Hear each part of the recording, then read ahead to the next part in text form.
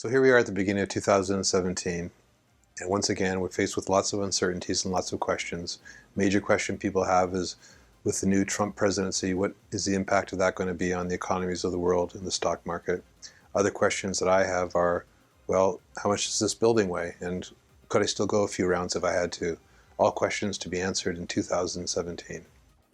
Well, I was going to say, I think that people are born with a certain temperament, and but I think that it also gets influenced by their upbringing. So,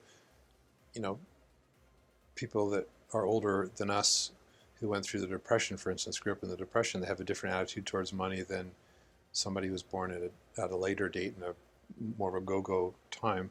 And I also think somebody who had a great tolerance for risk, or thought they had a great tolerance for risk, who maybe went through the financial crisis that we've all gone through and was hurt badly by that financial crisis, I think that can impact their future risk taking for sure.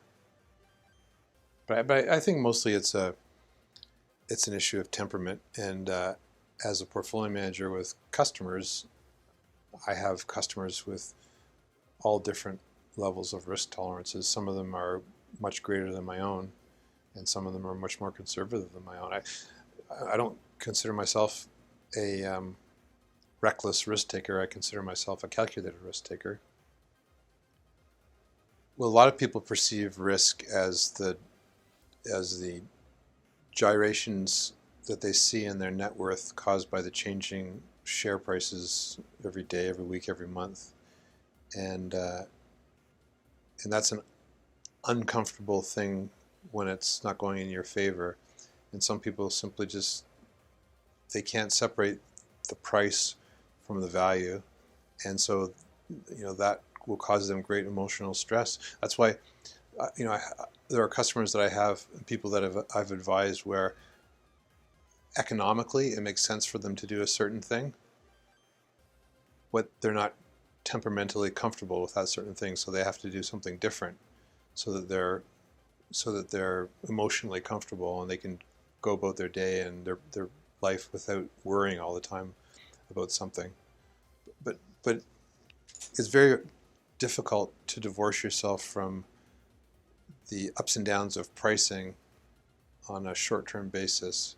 In fact, there's lots of studies that show that people who look at their portfolios more frequently tend to do less well than people that look at them less frequently. And that's because people who look at them frequently get thrown off by the gyrations. It's one of the reasons why people like real estate too.